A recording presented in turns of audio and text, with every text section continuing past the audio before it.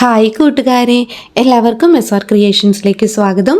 ഇന്ന് നമ്മൾ കൂട്ടുകാരുടെ EVS പാഠപുസ്തകത്തിലെ രണ്ടാമത്തെ യൂണിറ്റാണ് പഠിക്കാനായിട്ട് പോകുന്നത്. ഇന്ത്യൻ്റെ രാജ്യം. നമ്മുടെ രാജ്യം ഇന്ത്യയാണെന്ന് കൂട്ടുകാർക്ക് എല്ലാവർക്കും അറിയാം. നമ്മുടെ രാജ്യം പിടിച്ചടക്കാനായിട്ട് വിദേശ ശക്തികളൊക്കെ പഴയ കാലങ്ങളിൽ ആധിപത്യം സ്ഥാപിച്ചിരുന്നു. എന്നാൽ അതിനെതിരായി ഇന്ത്യക്കാർ ചെറുത്തു നിൽക്കുകയും സ്വാതന്ത്ര്യം പ്രഖ്യാപിച്ചെടുക്കുകയും ചെയ്തു. അതിനെക്കുറിച്ചാണ് നമ്മൾ ഇന്നത്തെ അധ്യായത്തിലൂടെ പഠിക്കാനായിട്ട് പോകുന്നത്. അപ്പോൾ നമുക്ക് പാഠഭാഗത്തേക്ക് കടക്കാം. അധ്യായം 2, ഇന്ത്യൻ്റെ രാജ്യം. അതിനു മുന്നേ കൂട്ടുകാരാരെങ്കിലും ആദ്യമായിട്ടാണ് ഈ ചാനൽ കാണുന്നതെങ്കിൽ സബ്സ്ക്രൈബ് ചെയ്യുക. തൊട്ടടുത്ത് കാണുന്ന ബെൽ ബട്ടൺ കൂടെ എനേബിൾ ചെയ്ത് കഴിയുമ്പോൾ ഞങ്ങളിടുന്ന ക്ലാസ്സുകളുടെ വീഡിയോസും എക്സാം സ്പെഷ്യൽ വീഡിയോസും കൂട്ടുകാർക്ക് നോട്ടിഫിക്കേഷനായിട്ട് ലഭിക്കും. പാഠഭാഗത്തേക്ക് കടക്കാം. അധ്യായം 2, ഇന്ത്യ എൻ്റെ രാജ്യം. ഇവിടെ ഒരു ചിത്രം കണ്ടു കൂട്ടുകാരെ. എന്താണ് ചിത്രത്തിൽ? ആഗസ്റ്റ് 15-ന് നമ്മുടെ ദേശീയ പതാക ഉയർത്തുന്നതാണ് ചിത്രത്തിൽ കാണാനായിട്ട് കഴിയുന്നത്. കുട്ടികളുടെ കയ്യിൽ ദേശീയ പതാകയും പ്ലക്കാർഡുകളും ഒക്കെ കാണാം. ഗാന്ധിജിയെയും ഭാരത് മാതയെയും നെഹ്റുജീനെയൊക്കെ ഒക്കെ നമുക്കിവിടെ കാണാം അല്ലേ? തേജസിന്റെ സ്കൂളിലെ സ്വാതന്ത്ര്യ ദിനാഘോഷ പരിപാടിയാണ് നമ്മളിവിടെ കണ്ടത്. സാമൂഹ്യ ശാസ്ത്ര ക്ലബിന്റെ നേതൃത്വത്തിൽ പല പരിപാടികളും അവർ ആസൂത്രണം ചെയ്തു. മേഘ ടീച്ചർ ഓരോ ഗ്രൂപ്പിനും ഓരോ ചുമതലകൾ കൊടുത്തു. സ്വാതന്ത്ര്യ ദിനവുമായി ബന്ധപ്പെട്ട് പതിപ്പ് തയ്യാറാക്കുന്ന ചുമതലയാണ് തേജസ്സിനും കൂട്ടുകാർക്കും ഒക്കെ കിട്ടിയത്. പതിപ്പിൽ ഉൾപ്പെടുത്തുന്നതിനുള്ള വിവരങ്ങൾ അവർ ശേഖരിക്കാനായിട്ട് ഗ്രന്ഥശാല സന്ദർശിക്കാനായിട്ട് തീരുമാനിച്ചു. ഗ്രന്ഥശാലയുടെ ലൈബ്രറിയൻ എന്ന് പറയുന്നത് അവരുടെ മുൻ അധ്യാപകനായിട്ടുള്ള വിനയ് മാഷാണ്. കുട്ടികൾ ആ മാഷിനോട് നമ്മൾ എന്തിനാണ് ഇവിടെ വന്നതെന്നുള്ള കാര്യം ബോധിപ്പിച്ചു. നോക്കിയേ, മാഷിനോട് അവർ കാര്യങ്ങളൊക്കെ പറയുന്നുണ്ട്. മാഷ് പുസ്തകങ്ങളെടുത്ത് കുഞ്ഞുങ്ങളെ കാണിക്കുന്നുണ്ട്. കുട്ടികളെ, നമ്മുടെ രാജ്യം ഭരിച്ചിരുന്ന വിദേശികൾ ആരാണെന്ന് പറയാമോ? വിനയം മാഷ് ചോദ്യത്തോടു കൂടെയാണ് കാര്യങ്ങൾ ആരംഭിക്കുന്നത്. ബ്രിട്ടീഷുകാർ ഭവ്യ ആവേശത്തോടെ വിളിച്ചു പറയുകയാണ്. മിടുക്കി ആട്ടെ, എങ്ങനെയാണ് അവർ നമ്മുടെ അധികാരികളായി മാറിയതെന്ന് കൂട്ടുകാർക്ക് അറിയാമോ? കുട്ടികൾ അറിയില്ലെന്ന മട്ടിൽ ഇങ്ങനെ പരസ്പരം നോക്കേണ്ടായി. മാഷ് ഗ്രന്ഥശാലയിൽ നിന്ന് ഒരു ചിത്രകഥാപുസ്തകം അവർക്ക് വായിക്കാനായിട്ട് എടുത്ത് കൊടുക്കുകയാണ്. അവർ വായിക്കുന്ന ചിത്രകഥാപുസ്തകം നോക്കിയേ. ഒന്നാമത്തെ ചിത്രം കണ്ടു. വിദേശികൾ കടപ്പുറത്ത് നിൽക്കുന്ന ഒരു ചിത്രമാണ് കാണുന്നത് അല്ലേ?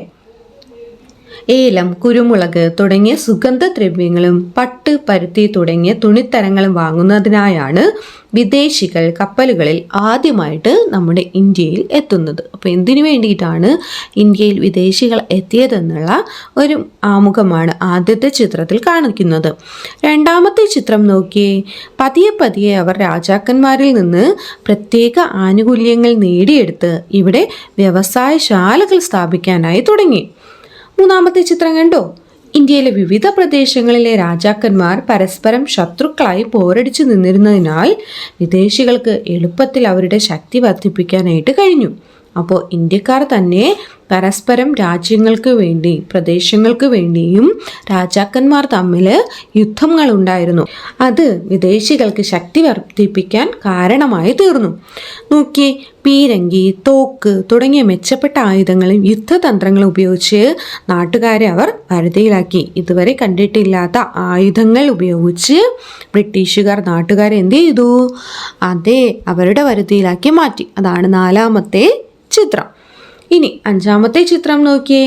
ക്രമേണ കൃഷിയും കച്ചവടവും രാജാക്കന്മാരും അവരുടെ നിയന്ത്രണത്തിലായി മാറി. നാട്ടുരാജ്യങ്ങളൊക്കെ ബ്രിട്ടീഷുകാർ പിടിച്ചെടുത്തു. ആറാമത്തെ ചിത്രം കണ്ടു. കാലങ്ങൾ കൊണ്ട് ഇന്ത്യയുടെ മുഴുവൻ പ്രദേശങ്ങളിലും ബ്രിട്ടീഷുകാർ ആധിപത്യം നേടിയെടുത്തു. പിന്നീടുള്ള 200ഓളം വർഷം ഇന്ത്യ അവരുടെ അധീനതയിലായിരുന്നു. അന്ന് ഇന്ത്യക്കാർ എന്തായിരുന്നു? അവരുടെ അടിമകളായിരുന്നു. അപ്പൊ ചിത്രകഥ കൂട്ടുകാർ വായിച്ചു. ഇനി കുറച്ച് ചോദ്യങ്ങൾ ചോദിക്കട്ടെ. വിദേശികൾ ഇന്ത്യയിലെത്തിയത് എന്തിനു വേണ്ടിയിട്ടായിരുന്നു? ഏലം, കുരുമുളക്, അതുപോലെ പരുത്തി തുടങ്ങിയിട്ടുള്ള സുഗന്ധവ്യഞ്ജനങ്ങൾക്ക് വേണ്ടിയിട്ടായിരുന്നു വിദേശികൾ ഇന്ത്യയിൽ എത്തിയത്. വിദേശികൾക്ക് ഇന്ത്യയിൽ അധികാരം സ്ഥാപിക്കാൻ എളുപ്പത്തിൽ കഴിഞ്ഞത് എങ്ങനെയാണ്? നാട്ടുരാജ്യങ്ങളും രാജാക്കന്മാരും തമ്മിൽ യുദ്ധങ്ങളായിരുന്നു അല്ലേ? അത് ബ്രിട്ടീഷുകാർക്ക് അല്ലെങ്കിൽ വിദേശികൾക്ക് ഇന്ത്യയിൽ അധികാരം സ്ഥാപിക്കാൻ വളരെ എളുപ്പമായി തീർന്നു. ഇനി മൂന്നാമത്തെ ചോദ്യം നോക്കിയേ. ബ്രിട്ടീഷുകാരുമായുള്ള പോരാട്ടങ്ങളിൽ ഇന്ത്യക്കാർക്ക് പിടിച്ചു നിൽക്കാൻ കഴിയാതെ വന്നത് എന്തുകൊണ്ടായിരുന്നു? അവരുടെ ആയുധങ്ങളൊക്കെ വ്യത്യസ്തമായിരുന്നു അല്ലേ? പീരങ്കിയും തോക്കുമൊക്കെ അവർ ആയുധങ്ങളാക്കിയിരുന്നു. അതുകൊണ്ട് തന്നെ ബ്രിട്ടീഷുകാരുമായുള്ള പോരാട്ടങ്ങളിൽ ഇന്ത്യക്കാർക്ക് പിടിച്ചു നിൽക്കാൻ കഴിഞ്ഞിരുന്നില്ല. ബ്രിട്ടീഷുകാർക്കെതിരായ പോരാട്ടങ്ങൾ. ബ്രിട്ടീഷുകാരുടെ ഭരണത്തിൽ നമ്മുടെ രാജ്യത്തെ ജനങ്ങൾ വളരെയധികം പ്രയാസം അനുഭവിച്ചു അല്ലേ മാഷേ? നീന ചോദിച്ചു. അതെ, പൊറുതിമുട്ടിയ ജനം വിവിധ സ്ഥലങ്ങളിൽ ബ്രിട്ടീഷുകാർക്കെതിരായി സമരങ്ങൾക്ക് തുടക്കമിട്ടു. നിയമങ്ങൾ ലംഘിച്ചും നിസ്സഹകരണം പ്രഖ്യാപിച്ചും ജാഥകൾ സംഘടിപ്പിച്ചും അവർ പ്രതിഷേധം തുടർന്നു. ഇത്തരം പ്രതിഷേധങ്ങളല്ലേ മാഷേ സ്വാതന്ത്ര്യ സമരം എന്ന പേരിൽ അറിയപ്പെടുന്നത്? നവീന്റെ സംശയം. മിടുക്കൻ! മാഷ് നവീനെ തോൾ തട്ടി അഭിനന്ദിച്ചു. ഇനി നമുക്ക് സ്വാതന്ത്ര്യ സമരത്തിലെ ചില പ്രധാന സംഭവങ്ങളെക്കുറിച്ച് നോക്കാം. മാഷ് അലമാരയിൽ നിന്നുള്ള മറ്റൊരു പുസ്തകം എടുത്തു. ആദ്യത്തെ സമരം നോക്കിയേ, ഉപ്പു സത്യാഗ്രഹം. 1930 ഉപ്പു സത്യാഗ്രഹം അരങ്ങേറുന്നത്. കടൽ വെള്ളം വറ്റിച്ച് ഉപ്പുണ്ടാക്കുന്ന ജോലിയിൽ ധാരാളം ഇന്ത്യക്കാർ ഉണ്ടായിരുന്നു. ക്രൂരമായ ബ്രിട്ടീഷ് ഭരണാധികാരികൾ ഇന്ത്യക്കാർ ഉപ്പെടുക്കുന്നതിന് നികുതി, അതായത് പ്രത്യേക ഒരു തുക അടയ്ക്കണമെന്ന് പ്രഖ്യാപിച്ചു. നികുതി കൊടുക്കാതെ ഉപ്പ് കുറുക്കുന്നവരെ തടങ്കലിലാക്കി. ഇതിനെതിരെ ഗാന്ധിജി ജനങ്ങളെ സംഘടിപ്പിക്കുകയും ഗാന്ധിജിയുടെ സബർമതി ആശ്രമത്തിൽ നിന്ന് വളരെ അകലെയുള്ള ദണ്ഡി കടപ്പുറത്തേക്ക് ജാഥയായി അവർ നീങ്ങുകയും ചെയ്തു. കടലിൽ നിന്ന് ഒരു പിടി ഉപ്പ് വാരിയെടുത്ത് ഗാന്ധിജി ഇപ്രകാരം പറഞ്ഞു: ഉപ്പ് പിടിച്ച ഈ കൈകൾ തകർക്കപ്പെട്ടാലും ഉപ്പ് ഞങ്ങൾ വിട്ടുകൊടുക്കില്ല. ഗാന്ധിജിയുടെ സമരങ്ങളെല്ലാം വളരെ സമാധാനപരമായിരുന്നു. 1930 ഉപ്പ് സത്യാഗ്രഹം നടക്കുന്നത്. ഗാന്ധിജിയുടെ ആശ്രമമായ സബർമതിയിൽ നിന്ന് ദണ്ഡി കടപ്പുറത്തേക്കായിരുന്നു അവർ ഉപ്പ് സത്യാഗ്രഹം നടത്തിയത്. അടുത്തത് നോക്കി, 1942 ക്വിറ്റ് ഇന്ത്യ സമരം നടക്കുന്നു. തുടർന്ന് ഒരു സ്വാതന്ത്ര്യ സമര സേനാനിയുടെ ഡയറി കുറിപ്പാണ് മാഷ് അവർക്ക് പരിചയപ്പെടുത്തി കൊടുക്കുന്നത്. കണ്ടോ? 1942 ആഗസ്റ്റ് 8, ആഗസ്റ്റ് മാസം 8-ാം തീയതി 1942 വർഷം ആണ് ക്വിറ്റ് ഇന്ത്യ സമരം നടക്കുന്നത്. നമുക്ക് ഡയറി കുറിപ്പ് വായിക്കാം. സ്വാതന്ത്ര്യത്തിനു വേണ്ടിയുള്ള പോരാട്ടങ്ങളിൽ എനിക്ക് ഏറ്റവും ആവേശവും ഊർജവും ലഭിച്ച ദിനമായിരുന്നു ഇന്ന്. ഇന്ത്യൻ നാഷണൽ കോൺഗ്രസ് ബോംബെ സമ്മേളനത്തിൽ ഇന്ന് ഞാൻ പങ്കെടുത്തു. സമ്മേളനത്തിൽ വച്ച് ക്വിറ്റ് ഇന്ത്യ എന്ന ആവേശം അവതരിപ്പിക്കപ്പെട്ടു. ഇന്ത്യ വിടുക എന്നാണത്രേ ഈ മുദ്രാവാക്യത്തിന്റെ അർത്ഥം. സ്വാതന്ത്ര്യത്തിനു വേണ്ടിയുള്ള ഏറ്റവും ശക്തിയാർന്ന സമരമായിരിക്കണം ഇതെന്ന് ഗാന്ധിജി ഞങ്ങളെ ഓർമ്മിപ്പിച്ചു. പ്രവർത്തിക്കുക അല്ലെങ്കിൽ മരിക്കുക എന്ന് ബാപ്പുജി എല്ലാവരോടും ആഹ്വാനം ചെയ്തു. ഇത് കേട്ട് ഞാൻ അറിയാതെ എഴുന്നേറ്റ് നിന്ന് മുഷ്ടി ചുരുട്ടി മുദ്രാവാക്യം വിളിച്ചുപോയി: quit India, quit India. August 8 quit India ദിനം. കേട്ടോ? ചിത്രം കണ്ടില്ലേ കൂട്ടുകാരെ? ക്വിറ്റ് ഇന്ത്യ സമരത്തിന് വേണ്ടിയിട്ട് ഗാന്ധിജിയുടെ നിർദ്ദേശപ്രകാരം ഒത്തിരി ഇന്ത്യക്കാർ പങ്കെടുക്കുകയും ക്വിറ്റ് ഇന്ത്യ എന്ന് പറയുന്ന സമരവാക്യം നമ്മുടെ ഇന്ത്യയിലെങ്ങും മുഴങ്ങിക്കേൾക്കുകയും ഇത് ജനങ്ങൾക്ക് കൂടുതൽ ആവേശം പകരുകയും ചെയ്തു. ഇനി നോക്കിയ സ്വാതന്ത്ര്യ സമരം നമ്മുടെ കേരളത്തിലും കൊണ്ടാടി. അപ്പോൾ കേരളത്തിലും ധാരാളം സമരങ്ങൾ നടന്നിട്ടുണ്ട്. ഗാന്ധിജിയുടെ നേതൃത്വത്തിലുള്ള സ്വാതന്ത്ര്യ സമരങ്ങളുടെ ആവേശം കേരളത്തിലും അലയടിച്ചു. കണ്ണൂരിലെ പയ്യന്നൂർ കടപ്പുറത്തും ഉപ്പു നിയമം ലംഘിക്കപ്പെട്ടു. സമരത്തിന്റെ നേതാവായി പ്രവർത്തിച്ചത് കെ കേളപ്പനായിരുന്നു. അതുകൊണ്ട് അദ്ദേഹത്തെ പിന്നീട് കേരള ഗാന്ധി എന്ന് അറിയപ്പെട്ടു. ഇപ്പോൾ കേരള ഗാന്ധി എന്നറിയപ്പെടുന്നത് കെ കേളപ്പനെയാണ്. എന്തുകൊണ്ടാണ്? കണ്ണൂരിലെ പയ്യന്നൂർ കടപ്പുറത്ത് ഉപ്പു നിയമം ലംഘിക്കപ്പെട്ടത് അന്നത്തെ സമരത്തിന്റെ നേതാവായിരുന്ന കെ കേളപ്പന്റെ നേതൃത്വത്തിലായിരുന്നു. അതുകൊണ്ട് തന്നെ അദ്ദേഹത്തെ കേരള ഗാന്ധി എന്നെല്ലാവരും വിശേഷിപ്പിക്കപ്പെട്ടു. കേരളത്തിൽ സമരങ്ങൾക്ക് നേതൃത്വം കൊടുത്ത മറ്റുള്ള നേതാക്കന്മാരെ നോക്കി, T K Madhavan, K P Kesavamenon, Muhammad Abdurahman, A K Gopalan, Accamma Cherian, Kuttimalu Amma തുടങ്ങിയ അനേക ആൾക്കാർ ഉണ്ട്. ഇനി നോക്കിയ കൂട്ടുകാരെ, സ്വാതന്ത്ര്യ സമരങ്ങൾ നടത്താനായിട്ട് സമര നേതാക്കൾ വേണം അല്ലേ? അപ്പം നമുക്ക് കുറച്ച് സ്വാതന്ത്ര്യ സമര നേതാക്കളെ കുറിച്ച് പഠിക്കാം. മഹാത്മാഗാന്ധി ഇന്ത്യയിലെമ്പാടുമുള്ള സ്വാതന്ത്ര്യ സമരക്കാർക്ക് പ്രചോദനമായ നേതാവായിരുന്നു മഹാത്മാഗാന്ധി. ഗുജറാത്തിലെ പോർബന്ദറിലാണ് അദ്ദേഹം ജനിച്ചത്. മോഹൻദാസ് കരംചന്ദ് ഗാന്ധി എന്നായിരുന്നു അദ്ദേഹത്തിന്റെ യഥാർത്ഥ പേര്. ദക്ഷിണാഫ്രിക്കയിലെ വക്കീലുദ്യോഗം ഉപേക്ഷിച്ച് തിരികെ ഇന്ത്യയിലെത്തി അദ്ദേഹം സ്വാതന്ത്ര്യ സമരത്തിൽ പങ്കുചേരുകയുണ്ടായി. ലളിതമായ ജീവിതവും ഉയർന്ന ചിന്തയും ഹൃദ്യമായ ഇടപെടലും കൊണ്ട് വളരെ പെട്ടെന്ന് അദ്ദേഹം ഇന്ത്യയുടെ നേതാവായി അദ്ദേഹം ഉയർന്നു വന്നു. സത്യവും അഹിംസയും അദ്ദേഹത്തിന്റെ വാക്കിലും പ്രവൃത്തിയിലും തെളിഞ്ഞു നിന്നു.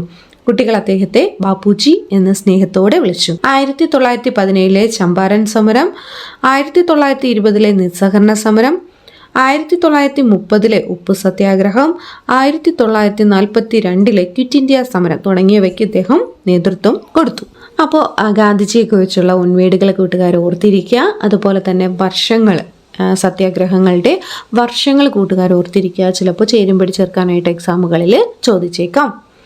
അടുത്ത് നോക്കിയേ, ഗാന്ധിജിയെക്കുറിച്ച് കൂടുതൽ കൂട്ടുകാർ കണ്ടെത്തിയ ഒരു ഗാന്ധി പതിപ്പ് തയ്യാറാക്കാനാണ് പറയുന്നത്. ജന്മസ്ഥലം, മാതാപിതാക്കൾ, ആത്മകഥ, ജീവിത രീതി, അദ്ദേഹത്തിൻ്റെ സ്വഭാവ ഗുണങ്ങൾ, സമരരീതി, ഗാന്ധിജിയും സ്വാതന്ത്ര്യ സമരവും, ജനനം തുടങ്ങിയിട്ടുള്ള എല്ലാ കാര്യങ്ങളും ഉൾപ്പെടുത്തിക്കൊണ്ട് അദ്ദേഹത്തിൻ്റെ ചിത്രങ്ങളും ഒക്കെ ഉൾപ്പെടുത്തി കൂട്ടുകാർക്ക്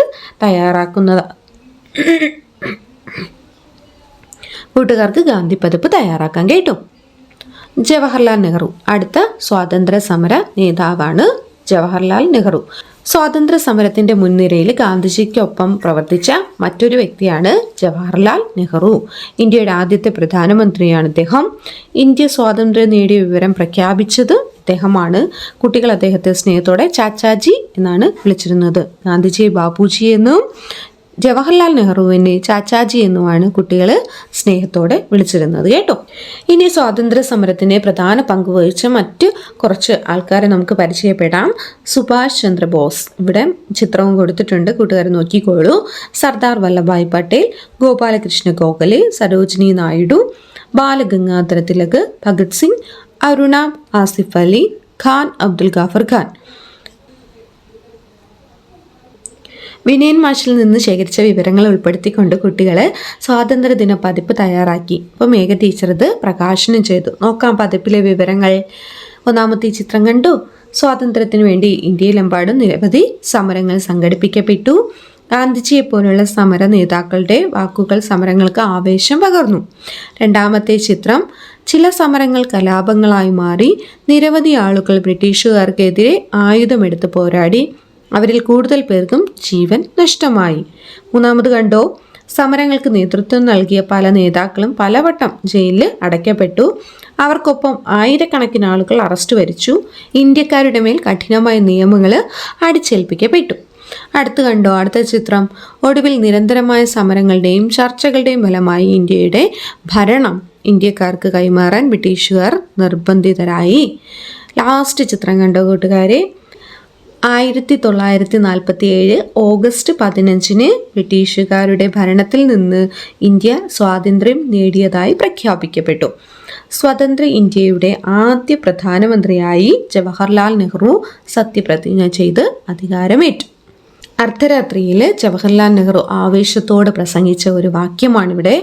ഈ അർദ്ധരാത്രിയിൽ ലോകം നിദ്രയിലായിരിക്കുമ്പോൾ ഇന്ത്യ സ്വാതന്ത്ര്യത്തിലേക്കും ജീവിതത്തിലേക്കും ഉണരുകയാണ്. അടുത്ത് നോക്കിയ ഇന്ത്യയുടെ ഭരണഘടന. നമ്മുടെ ഇന്ത്യക്ക് ഒരു ഭരണഘടനയുണ്ട്, അതനുസരിച്ചാണ് ഭരിക്കുന്നത് അല്ലേ. നോക്കാം. ഇന്ത്യയുടെ ആദ്യ നിയമമന്ത്രി ആയിരുന്ന ഡോക്ടർ ഭീംറാവു റാംജി അംബേദ്കറുടെ നേതൃത്വത്തിൽ നമ്മുടെ സ്വതന്ത്ര ഇന്ത്യക്കായി പുതിയൊരു നിയമസംഹിത എഴുതി തയ്യാറാക്കപ്പെട്ടു. ഇന്ത്യയുടെ ഭരണഘടന എന്നാണ് ഈ രേഖ അറിയപ്പെട്ടത്. 1950 ജനുവരി 26 ഇന്ത്യയുടെ ഭരണഘടന ഔദ്യോഗികമായിട്ട് നിലവിൽ വരുന്നത്. എന്നാണ് ഇന്ത്യൻ ഭരണഘടന ഔദ്യോഗികമായി നിലവിൽ വരുന്നത്? 1950 ജനുവരി 26 പൗരന്മാരുടെ അവകാശങ്ങൾ, ചുമതലകൾ, സർക്കാരുകൾ, തിരഞ്ഞെടുപ്പ് തുടങ്ങിയവയുമായി ബന്ധപ്പെട്ട നിയമങ്ങൾ ഇതിൽ രേഖപ്പെടുത്തിയിട്ടുണ്ട്. ഇന്ത്യൻ ഭരണഘടന നിലവിൽ വന്ന ദിനം നമ്മൾ ഏതു പേരിലാണ് ആഘോഷിക്കുന്നത്? റിപ്പബ്ലിക് ഡേ എന്ന പേരിലാണ് നമ്മൾ ആഘോഷിക്കുന്നത്. ഇന്ത്യൻ ഭരണഘടനയുടെ ശില്പി എന്നറിയപ്പെടുന്നത് ആരാണ്? ഡോക്ടർ അംബേദ്കർ ആണ്. ഏറ്റവും വലിയ ലിഖിത അല്ലെങ്കിൽ എഴുതപ്പെട്ട ഭരണഘടനയുള്ള രാജ്യമാണ് നമ്മുടെ ഇന്ത്യ. ഇന്നത്തെ ഇന്ത്യ അനേകം നാട്ടുരാജ്യങ്ങൾ ഒരുമിച്ച് ചേർന്നതായിരുന്നു പഴയകാലം നമ്മുടെ ഇന്ത്യ. സ്വാതന്ത്ര്യ സമരത്തിന് ശേഷം ഒരുമിച്ച് ചേർന്ന പ്രദേശങ്ങളെ ഭരണ സൗകര്യത്തിനായി ഭാഷയുടെ അടിസ്ഥാനത്തിൽ പിന്നീട് വേർതിരിക്കുകയുണ്ടായി. ഇപ്രകാരം രൂപം കൊണ്ട പ്രദേശങ്ങൾ സംസ്ഥാനങ്ങൾ എന്ന പേരിൽ അറിയപ്പെട്ടു. സംസ്ഥാനങ്ങൾ നോക്കിയേ, ഇന്ത്യയിൽ ഇപ്പോൾ 28 സംസ്ഥാനങ്ങളാണുള്ളത്. ഓരോ സംസ്ഥാനത്തിൻ്റെയും ഭരണസിരാ കേന്ദ്രത്തെ തലസ്ഥാനം എന്ന് വിളിക്കുന്നു. ഇന്ത്യയിലെ സംസ്ഥാനങ്ങളും അവയുടെ തലസ്ഥാനങ്ങളും രേഖപ്പെടുത്തിയ ഭൂപടമാണ് ഇവിടെ തന്നിട്ടുള്ളത്. നോക്കി നമുക്ക് ഈ പട്ടിക പൂർത്തിയാക്കാം. കേരളം, തമിഴ്നാട്, കർണാടക, ആന്ധ്ര, ഗോവ, തെലങ്കാന, മഹാരാഷ്ട്ര, ഛത്തീസ്ഗഡ്, ഒറീസ, മധ്യപ്രദേശ്, ഗുജറാത്ത്, രാജസ്ഥാൻ, ഉത്തർപ്രദേശ്, പശ്ചിമ ബംഗാൾ, ബീഹാർ, മേഘാലയ, മണിപ്പൂർ, നാഗാലാൻഡ്, മിസോറാം, അരുണാചൽ പ്രദേശ്, ഉത്തർപ്രദേശ്, രാജസ്ഥാൻ, ഉത്തരാഖണ്ഡ്, പഞ്ചാബ്, ഹിമാചൽ പ്രദേശ്, ജമ്മു കാശ്മീർ. അപ്പോൾ നമ്മൾ ഇന്ത്യയിലെ സംസ്ഥാനങ്ങളുടെ പേര് പറഞ്ഞു. കൂട്ടുകാരെ എഴുതി വയ്ക്കാം. അടുത്തു നോക്കി കേന്ദ്രഭരണ പ്രദേശങ്ങൾ. ഇന്ത്യയിൽ സംസ്ഥാന പദവിയില്ലാത്ത ചില പ്രദേശങ്ങളുണ്ട്. ഇവ കേന്ദ്ര സർക്കാരിൻ്റെ നേരിട്ടുള്ള നിയന്ത്രണത്തിനാണ് ഉള്ളത്. ഇത്തരം പ്രദേശങ്ങളെക്കുറിച്ച് കൂട്ടുകാർ കേട്ടിട്ടുണ്ടോ? ഇവയെ പറയുന്ന പേരാണ് കേന്ദ്രഭരണ പ്രദേശങ്ങൾ. ഇപ്പോൾ 8 കേന്ദ്രഭരണ പ്രദേശങ്ങളാണ് നമ്മുടെ ഇന്ത്യയിൽ ഉള്ളത്. ഇവിടെ ചോദ്യങ്ങളുടെ ഉത്തരങ്ങൾ കൊടുത്തിട്ടുണ്ട്. കൂട്ടുകാർ നോക്കി എഴുതുക. ഇവിടെ പദപ്രശ്നവും പൂർത്തീകരിച്ച് എഴുതിയിട്ടുണ്ട്. കൂട്ടുകാർ നോക്കി എഴുതുക കേട്ടോ. വൈവിധ്യങ്ങളുടെ ഇന്ത്യ. ഇന്ത്യയിലെ വിവിധ പ്രദേശത്തുള്ളവർ ഒരേ ഭാഷയാണ് കൂട്ടുകാരെ സംസാരിക്കുന്നത്? അല്ല. ഉത്സവങ്ങളും ആഘോഷങ്ങളും എല്ലാം വ്യത്യസ്തമാണല്ലേ? ഒരു രാജ്യം പല ഭാഷ. ഇവിടെ നോക്കിയേ, ഇന്ത്യ എൻ്റെ രാജ്യമാണ്. മലയാളത്തിൽ പറയുന്നതാണ് കേട്ടോ. തമിഴിൽ എങ്ങനെ പറയുന്നത്? ഇന്ത്യ എനത് നാട്. അടുത്ത് കന്നഡയിൽ ഭാരതാവു നന്ന ദേശ്. അടുത്ത് തെലുങ്കുവിൽ ഇന്ത്യന ദേശമു. അപ്പോൾ നമ്മുടെ ഒരു രാജ്യമാണ്, പക്ഷേ പല ഭാഷകളിലാണ് നമ്മൾ സംസാരിക്കാറുള്ളത്. കേരളീയരുടെ മാതൃഭാഷ മലയാളമാണ്. നമ്മുടെ അയൽ സംസ്ഥാനമായ തമിഴ്നാട്ടിലെ ഭാഷ തമിഴാണ്. കർണാടകയിൽ കന്നഡയാണ്. ഈ നോക്കിയേ, ഒരു ദേശം പല വേഷം. ഇന്ത്യയിലെ ജനങ്ങളുടെ വസ്ത്രധാരണവും വളരെയധികം വ്യത്യസ്തമാണ്. നോക്കിയേ, നമ്മുടെ രാജ്യത്തെ ചില ആഘോഷങ്ങളാണ് ഇവിടെ കൊടുത്തിരിക്കുന്നത്. കണ്ടോ? ചിത്രം നോക്കിയേ. ഒന്നാമത്തേത് ദീപാവലിയാണ്, രണ്ടാമത്തേത് ഈദുൽ ഫിത്തർ, 3 ഓണം, 4 ക്രിസ്മസ്. ഇനി നമ്മുടെ രാജ്യത്തെ കലകളും പല വിധത്തിലാണുള്ളത്. ഇന്ത്യയിൽ എല്ലായിടത്തും ഒരേ കലാരൂപമാണ് ഉള്ളത്? അല്ല. പലതരത്തിലുള്ള കലാരൂപങ്ങൾ ഇന്ത്യയിലുണ്ട്. നോക്കിയേ, കുച്ചിപ്പുടി, കഥക്ക്, മോഹിനിയാട്ടം, മണിപ്പൂരി, ഭരതനാട്യം തുടങ്ങി കലകൾ പല വിധത്തിലാണ് ഇന്ത്യയിൽ കാണപ്പെടുന്നത്. ഭാഷയിലും വേഷത്തിലും ഉത്സവാഘോഷങ്ങളിലും കലാരൂപങ്ങളിലും ഇന്ത്യൻ ജനത വളരെയധികം വൈവിധ്യം പുലർത്തുന്നുണ്ടല്ലേ? ഒരുമയുടെ അടയാളങ്ങൾ കണ്ടോ? ഇന്ത്യയുടെ ദേശീയ പതാകയെക്കുറിച്ച് കൂട്ടുകാരെ പഠിച്ചിട്ടുണ്ടല്ലോ അല്ലേ? മറ്റെന്തൊക്കെയാണ് ദേശീയ അടയാളങ്ങൾ? ദേശീയ ഗാനം, ദേശീയ ഗീതം, ദേശീയ മുദ്ര, ദേശീയ പതാക, ദേശീയ പക്ഷി, ദേശീയ മൃഗം, ഇങ്ങനെ തുടങ്ങി പല ദേശീയ അടയാളങ്ങളും നമുക്ക് ഉണ്ട്. ദേശീയ ഗാനം. നമ്മുടെ ദേശീയ ഗാനം ഏതാ കൂട്ടുകാരെ? ജനഗണമനയാണല്ലേ?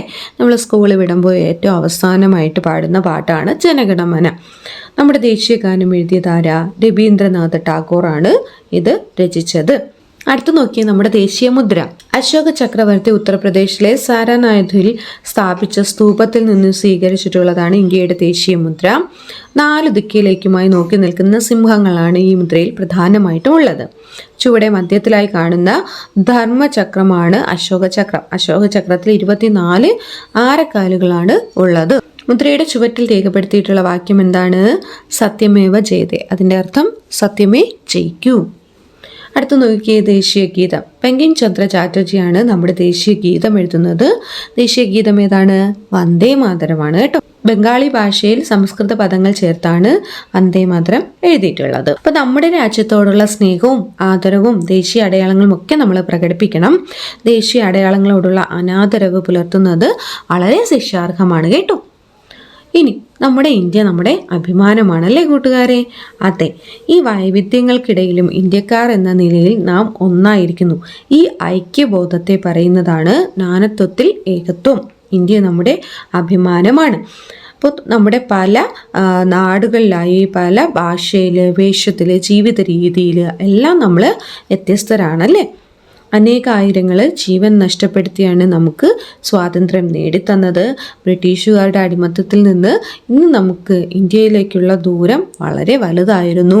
ഒത്തിരി സമര നേതാക്കന്മാരൊക്കെ ജീവൻ നഷ്ടപ്പെടുത്തിക്കൊണ്ട് നമുക്ക് നേടിത്തന്നതാണ് സ്വാതന്ത്ര്യം. അപ്പോൾ കൂട്ടുകാരെ മറക്കെ പറഞ്ഞോളൂ, ഇന്ത്യ എൻ്റെ രാജ്യം, എൻ്റെ സ്വന്തം രാജ്യം, ഇന്ത്യ എൻ്റെ ജീവനേക്കാൾ ജീവനായ രാജ്യം. ഓക്കെ കൂട്ടുകാരെ, നമുക്ക് വിലയിരുത്താൻ ചോദ്യപ്രവർത്തനങ്ങൾ കൂടെ നോക്കാം. ചേരുംപടി ചേർക്കുക. നോക്കിയേ, ഇന്ത്യയുടെ സ്വാതന്ത്ര്യ ദിനം 1947 ആഗസ്റ്റ് 15. 2. ഇന്ത്യൻ ഭരണഘടന നിലവിൽ വന്ന ദിനം 1949 നവംബർ 26. അടുത്ത് ക്വിറ്റ് ഇന്ത്യ ദിനം 1942 ആഗസ്റ്റ് 8. ഗാന്ധിജിയുടെ ചരമദിനം 1948 ജനുവരി 30.